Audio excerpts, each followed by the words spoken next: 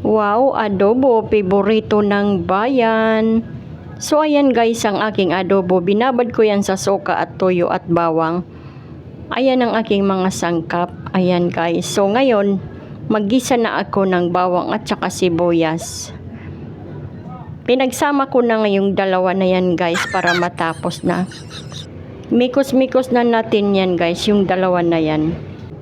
Masarap ako mag-adobo guys, kung alam nyo lang, kung natikman nyo lang ang niluluto ko guys, naku, sobrang sarap.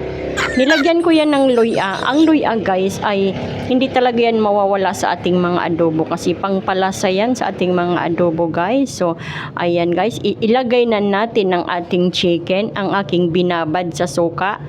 Binabad ko yan sa tuyo, tsaka bawang. Ayan, masarap to guys kasi nakababad siya ng 2 hours. Oh, no! So halo-haloin na natin yan mabuti. Paborito ko talagang adobo. Nagluto ako ngayon kasi may bisita kami. So kailangan magluto ng adobo.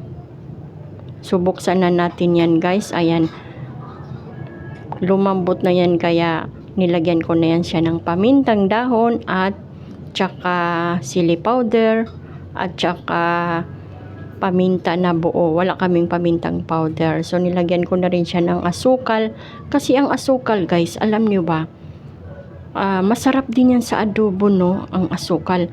Kailangan pag nag-adobo ka may asukal. Pero sa totoo guys, itong pagluluto ko, simple lang to, lutong pang mahirap pero masarap yan. What's unlearn nyo na lang guys kasi ganyan talaga magluto ang lola nyo. Pero napakabagal ang aking pag-edit. Nakalimutan ko mag-edit talaga na.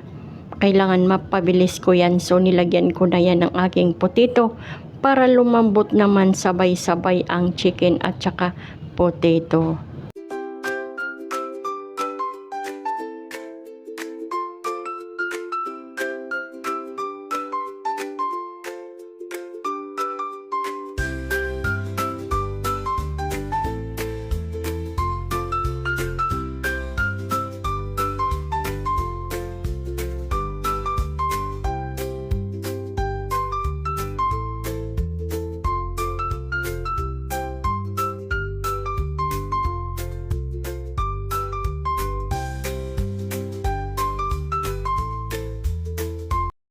So ayan guys, hanggang dito na lang. Thank you for watching everyone.